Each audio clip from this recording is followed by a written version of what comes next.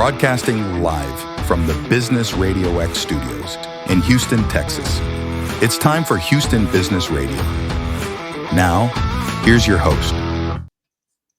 Hello, Houston. Trisha Stutzel here, bringing you another episode of Houston Business Radio. Today's guest is Eric Mulvin, CEO of Pac Biz Outsourcing, where he built a 250-person remote team without outside capital. And we're going to talk about that a little more later too. Eric's company specializes in helping B2C e-commerce businesses scale with a powerful mix of human intelligence and AI tools, improving support, dispatch, and finance functions while keeping service quality at the forefront.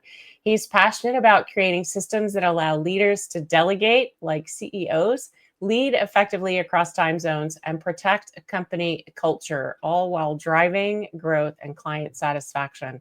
I'm excited to dive into his journey of building and leading a global team the smart way. Eric, welcome to the show. All right, Trisha, thank you so much for having me. And that's an awesome intro. I'm going to have to write that down. That's a great one. You can always come back and look at the recording, right? I'm just saying, okay, you can listen sure. to the podcast. Well, welcome. I'm so glad to have you on the show today, Eric. When we had our initial conversation, we really connected. And I think there's a lot of things that we have in common.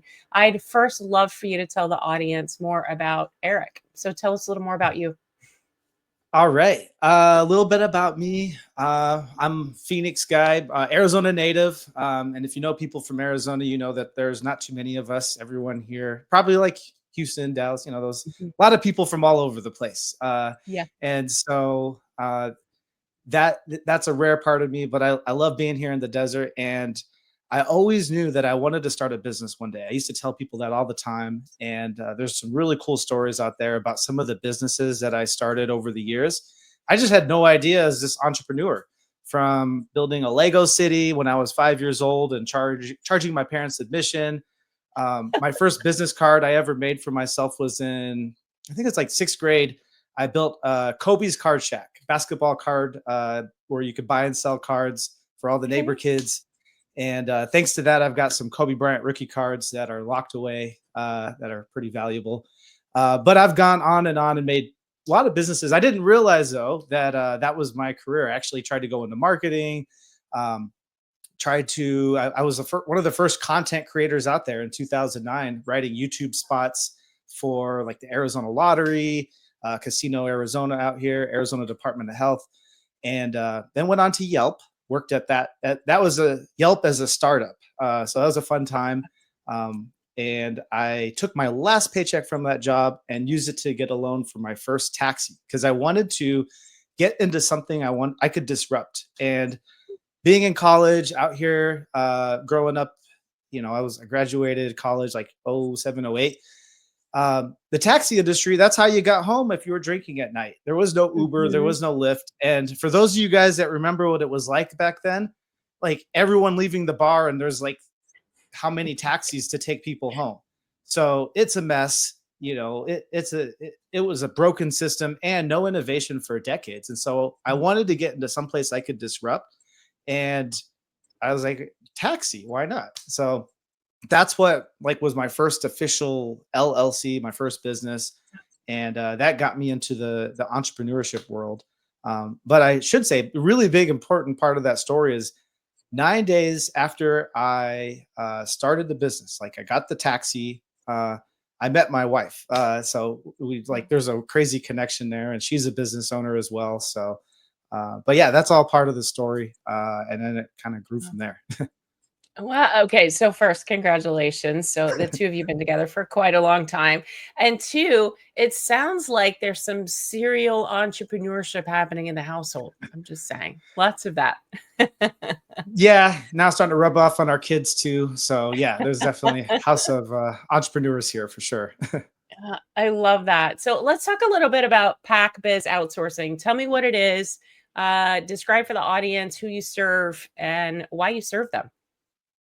Yeah. So Pac Biz Outsourcing, we provide 24/7 outsourced support to businesses across the US, Canada, and the UK. And as Trisha mentioned earlier, we've got a team, over 200 people out there in the Philippines doing that work. And we focus primarily in transportation, e-commerce, software companies, and we also have a virtual assistant division, and that anybody could use. But that's pretty much what we do. And then being that we started it in 2015, I mentioned the taxi business, Uber, Lyft, the whole thing changed. And so we pivoted to running a call center because we started the call center to take calls for ourselves. We had 5 people working 24/7 in the Philippines. And that's what sparked the idea for the call center. And from that 2015 to now, we've been able to grow it. And we've taken I ran some rough numbers. I think for some back of the napkin estimates, about 30 million phone calls that Pac Biz Outsourcing has handled over the last 10 years. And that's a lot of experience. That's a lot of data. That's a lot of expertise there. And so we've taken all of that we've learned over the last 10 years, and now we're building AI tools, AI powered tools and software for the industries that we serve. And so that's the 2.0 of PacBiz that we're pivoting into. That is really cool. Okay, so I mentioned earlier in your bio that you actually built this team without any outside capital. So tell us the secret to your madness over there. How did you get this built out? It sounds like it started with the taxi company and the need for having a team, and then you started building it so that you could support others. So how in the world did you get there without outside capital? That is a great question, and it's, I guess, one that I'm pretty fortunate.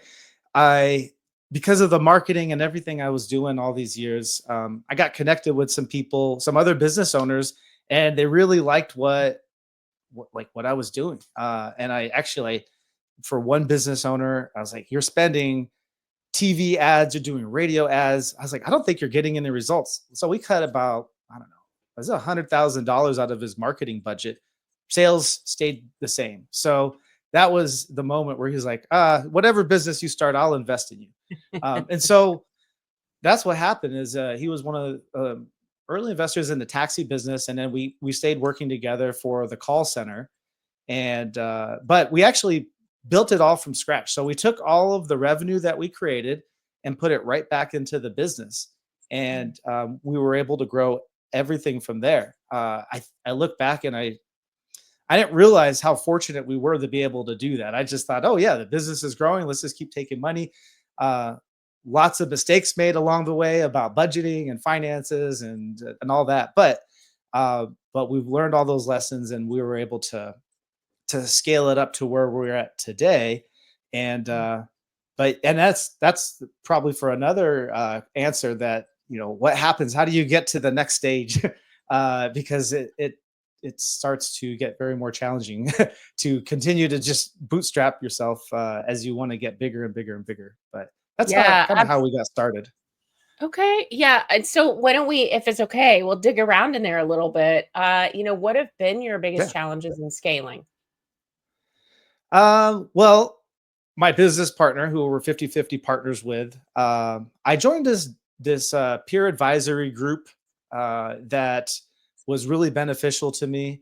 And because of that, I realized after that first session, I went to him and I was like, I need to buy you out. Like, you're not really contributing anything here.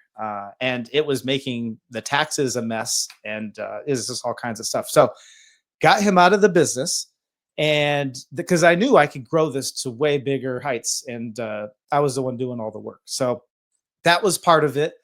What are some of the other messages? I don't know.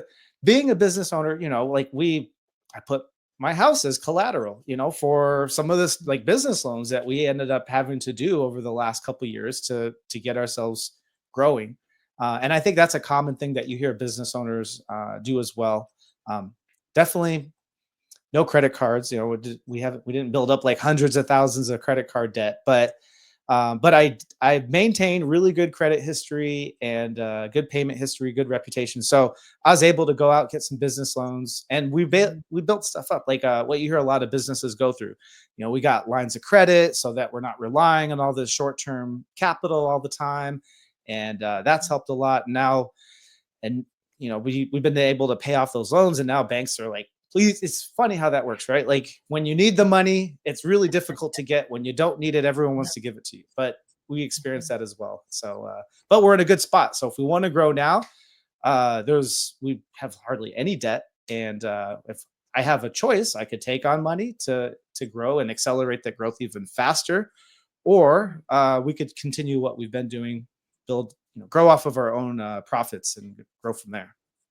I love that. Yeah, I heard someone say more than once, the best time to get money is when you don't need it, right? Or the best time to borrow money is when you don't need it, because that's when you're prepared to get the Yeah, money. exactly. Yeah. Let's talk. You talked a little bit about human intelligence and AI tools and how you're using those together in your business. So, how do you decide, just at a high level, what to automate and what still needs human touch? And how does that work in your business?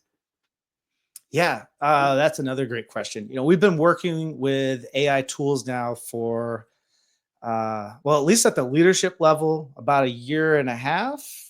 Me personally, over 2 years. And I think it's just because of the industry we're in, you getting disrupted by AI. And so we jumped in sooner. A lot of you guys listening might be like, it's not really impacting my industry as much. And so you're not seeing the pressure that we are. We're like, hey, everything we're doing in our call center could be automated by AI. We need to look at what else is out there. But what we've done is we looked at what are the job, like we look at everyone's role and we look at the tasks that they're doing. What are the things that they could be doing that could be augmented, assisted by AI? And what are the things that could be possibly replaced by AI? And also, what else could they possibly be doing if they're not doing all these other things that now you've taken away from their plate? And so you go through that, and you can do that with any role. But doing that for your company is vital. And I think another step that was really beneficial for us is process mapping, and that you can't skip that step. And it's very time consuming, very laborious, but the dollar savings you get out of it, especially if you haven't done it in a while for your business, oh my goodness, like the money that's leaking out of your company because people are just following a process just because that's the way it was. They don't question, why is it the way it is? That's a business leader's job. And I think a lot of people don't realize, like, how come people don't think like me? Why don't they see that glaring like hole in our process that no one has tried to fix? And it's because not everyone thinks like a business leader. So they're going to run through those steps over and over again for years until you actually sit down with the team, look at your process, be like, whoa, like this right here, we could totally put AI in this step and eliminate these steps over here. So you go through the whole process mapping. And so you clean up your company, streamline things, but at the same time, recognize here's where we could put AI here and here.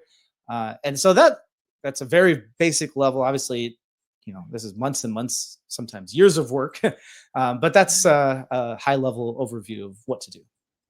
I love that. So, and process mapping gets missed when we see solopreneurs or somebody who gets into business because they're very passionate about a particular thing. And so they're doing everything themselves and they don't write any processes. So in the beginning, it's bringing the team on. And now you're in a position where you're building these process maps with your team and implementing AI. I love that. I think that's amazing. So we're about halfway through our conversation. I know people are already interested in having a conversation with you, Eric. So what is the best way to connect with you? Best way to connect is on LinkedIn. You can find me on there, Eric Mulvin, and or what's another good place? Our website, pac-biz.com. And we are just at the time of recording today, we're rolling out a new website in the next 24 hours. Really excited because all the stuff I'm talking about here hasn't been on our website yet. So there's a lot of stuff about AI. We're getting ready to do webinars, put out a lot of educational material, and getting ready to launch my own podcast. So all that stuff, you could follow me and look for updates on there. It's very exciting. I can't wait to hear about your podcast. Okay, you guys, Eric Mulvin, and it's Mulvin. If you're looking for him on LinkedIn, a great way to get connected. Again, CEO of Pac Biz Outsourcing. So, all right, Eric, let's dig into you as a leader. Many business owners struggle to step out of the weeds, right? We're so deeply embedded in our businesses. And you also serve people who are in the weeds and need to get out, right? So not just you, but the people you serve. What systems or even mindset shifts have helped you truly delegate like a CEO?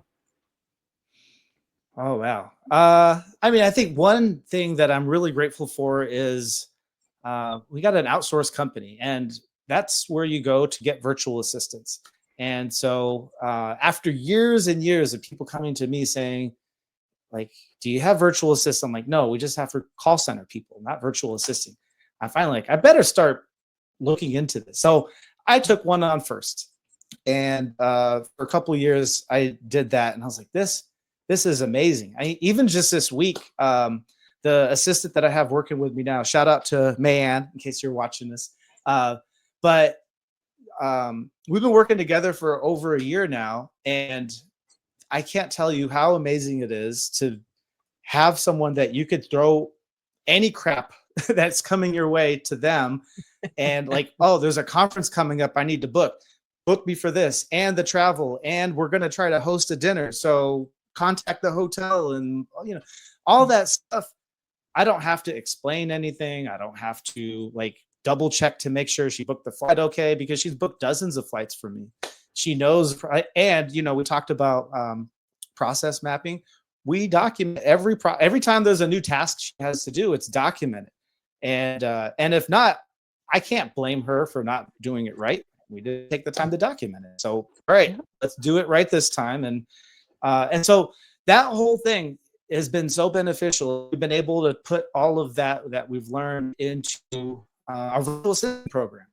And the virtual assisting program is far from complete because one thing I've recognized is business owners come to us at varying skill levels of working with an assistant and delegating. And so I know exactly the challenge that you guys are having if you're listening. Like, I don't know where to begin to delegate, or I can't delegate. None of that's true. Everyone can delegate something. There's no way that there's like your day is so filled up that you can't pass things on to other people. It's just about control and then creating the system so that you can get that stuff out. And then another thing that I think has been really beneficial as well is taking the time to get that assistant using some custom AI tools so that when they're putting stuff together for you, whether they're filling out like a description of your business for a bio for some social media page, or, you know, again, I'll use the conference example. When you're registering for a conference, give us details about your business. Right. She knows exactly, like, she can create anything in exact words of how our business should say it. And then any of those processes are all in the AI tool as well. So she can go to that for questions first before going to me. But even I built the tool where it's like what time of day I like to travel, where on the airplane I like to sit, you know, if it's a flight leaving in the afternoon from the Philippines, you know, when should I, like, there's all kinds of stuff in there that I know she can get right. And it also, the accountability side is really interesting too, because when you give that, I'm talking about virtual assistants, but the same thing applies to business owners and their employees. When they have that level of information, it's not that you just verbally told them and they need to go do it. It's like that AI tool has all the information you need to do your job. And if you're not using that to do your job accurately, that's a problem. So we give them those tools too, so that now I could just focus on running the business. And it's taken a while to get to this point. Now we're trying to see how can we bring the AI stuff to virtual assisting, because we've been doing that for years with clients. We haven't brought the AI side to it. So I'm really excited about that, because that's going to unlock so much more that a virtual assistant can do for business owners. This is going to really help people accelerate faster. Yeah, absolutely. And you're right about delegation. Some of us may be a little afraid of it, but it's a learned skill. Not everyone's good at it, and most of us aren't in the beginning, right? It's something we can learn. So go get good at it. And it can start with a virtual assistant. We have one too. Shout out to Risha. She's been with us for 3 years this week. And Woo, it was congrats. yeah, it was a game changer. It was absolutely amazing.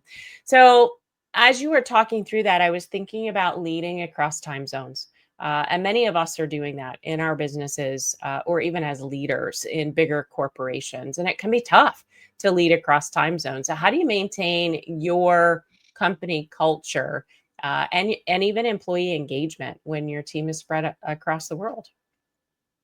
That is very true. Yeah. So the way we keep our company culture and engagement intact, despite people working 24/7 all over the place, there's a couple things. I mean, one, really actually focus on culture. We have a full-time person. We've had a director of company culture for many years, and we still have a full-time person on the team that plans events. They recognize people on their birthdays. They do all the fun stuff in the company. So if you don't have anybody, maybe if you're a small company, right? Like, hey, we have 6 people, I can't have a dedicated person. No, that doesn't make any sense. But why not give someone that responsibility? A couple hours a month, a little bit of a budget. What would that do for your company? And so that's something that people can do. But how do we manage the 24/7 thing? That's been something we've been struggling with. It's been hard because we'll have the bulk of our work is done daytime in the US. So where we got a lot of people working, which is overnight in the Philippines. Mhm. But our admin works daytime in the Philippines. So if they need to talk to some of the workers, like, it's okay, come in during the day. There's been some issues, but we've been able to figure that out. We put people in HR to work overnight.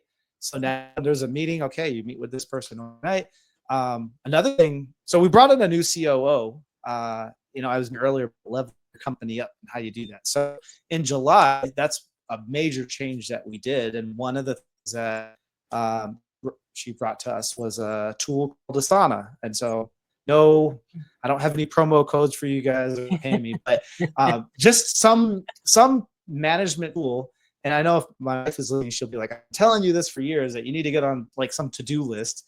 But that's in the last 4 weeks or so. Like August is when we started putting that in place. It's been because we're really trying to eliminate emails and meetings and putting everything into Asana. And so that, again, it's a skill. It's taking time to learn and getting everybody on board because the way you're doing your work is different. But already we're seeing drops, like huge drop number of meetings that has to be done. Emails are going down, but communication is so. We're not spending more time in meetings. We're not sending more emails. We're working more efficiently. So I think it comes back down to systems. It's all systems in business. So, you need a system to help you out with that. And that's a good one to look at. Yeah, no, I love that. And I think that adopting tools that help us stay out of meetings and can keep us organized and create better communication with our teams is so important. Earlier, you talked about your VA service for anyone. And, the language around using a virtual assistant is pretty well known. A lot of people know what they do. Let's talk a little bit, just for a couple of minutes, about the call center. You gave some examples of clients, but if someone's listening and they may or may not know if they need a call center, who are your best clients and what is the benefit of having a call center? All right. Our best clients would be, well, there are bigger clients. We would love those, of course, because if they come to us and they say we need 30, 40, 50 people, yeah, that's amazing. But we have these core values at Pac Biz. For us, it's family, respect, teamwork, compassion, and personal growth. And for whatever reason, that family one, it shows up in a bunch of different ways. One of them is a lot of our clients are family-owned businesses, generational, multi-generational. Like the grandparents started it 80, 90 years ago, passed it on to their dad, and now they have it. And now they're trying to, how do you transform an 80-year-old company into, something that's still viable in 2030? But that gets us also working with smaller businesses too. So some of the smaller, well, obviously, if you have a virtual assistant, you just got one person working for you.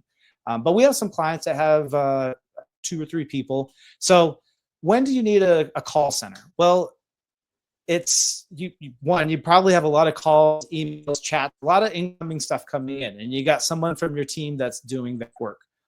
Now, 2 things happen. One is the person that's doing all that work, they're really good, and you want to give more stuff, but you can't because they're busy with the customer stuff.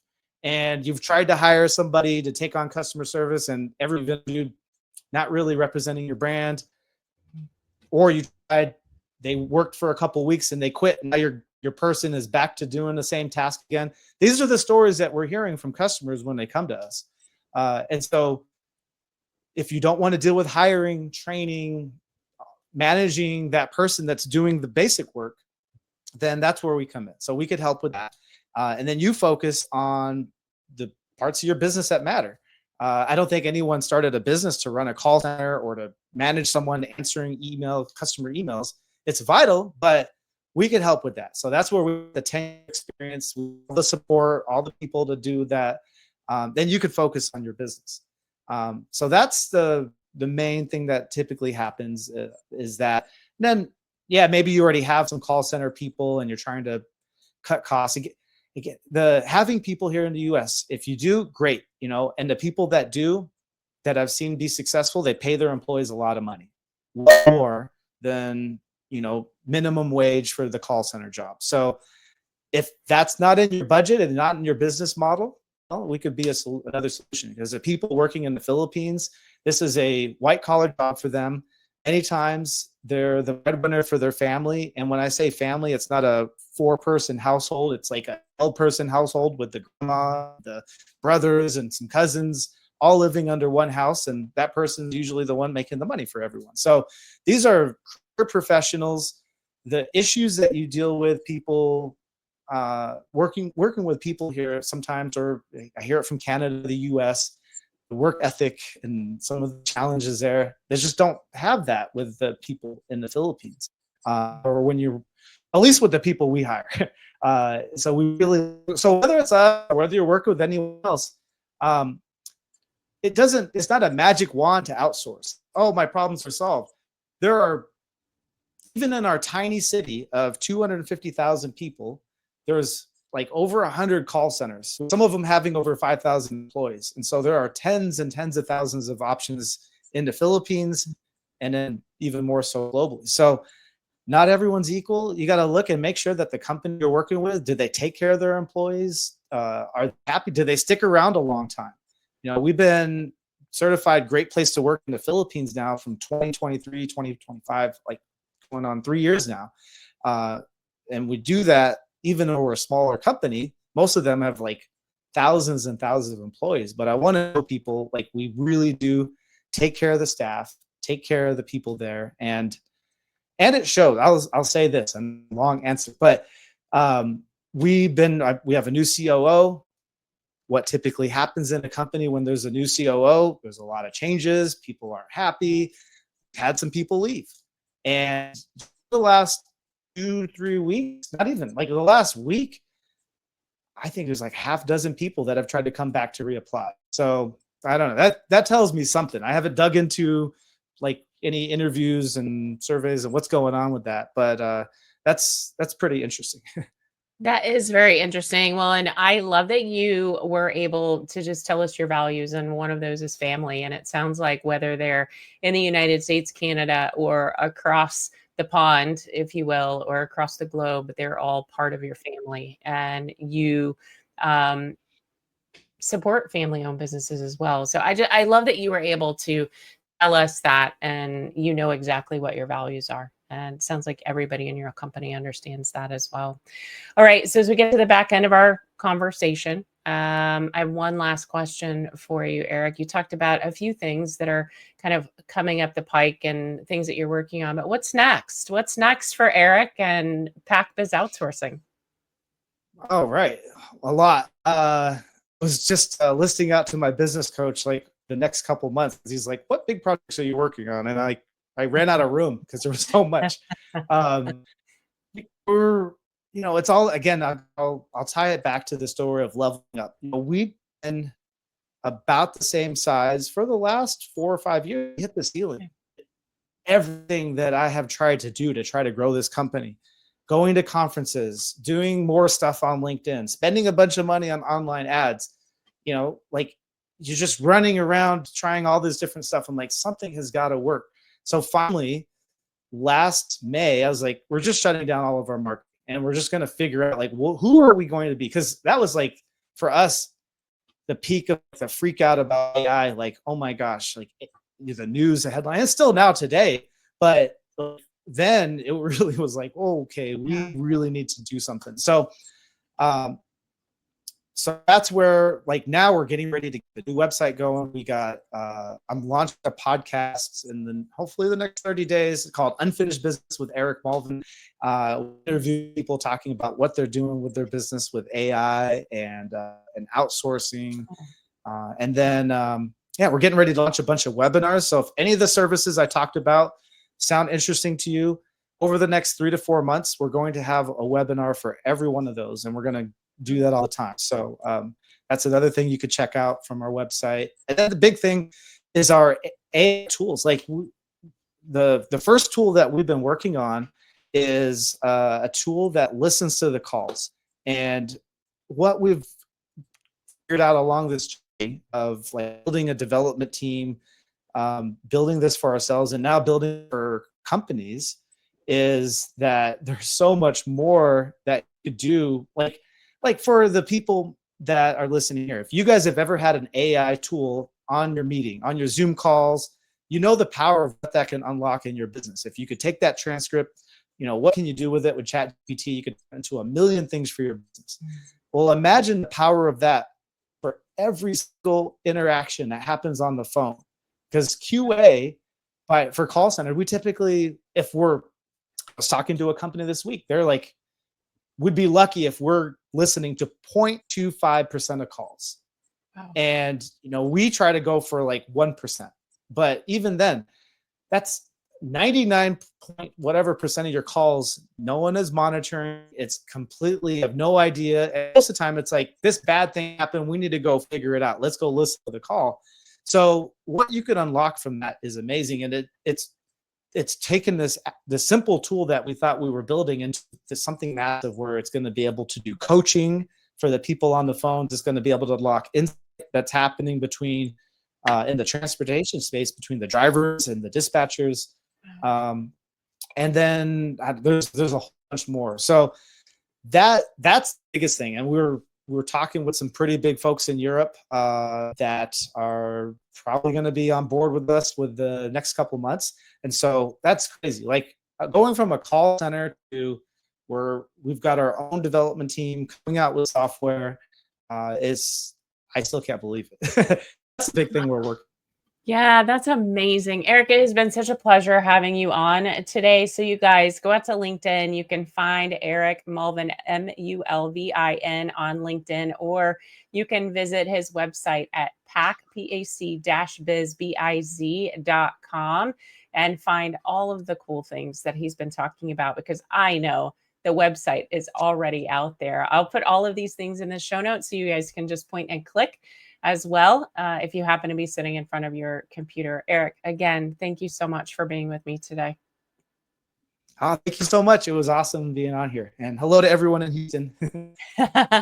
That's all the time we have for today. If you found value in this conversation I had with Eric, please share it with a fellow entrepreneur, a veteran, or a Houston leader ready to grow. Be sure to follow, rate, and review the show. It helps us reach more bold business minds just like yours. And your business, your leadership, and your legacy are built one intentional step at a time. So stay inspired, stay focused, and keep building the business and the life you deserve.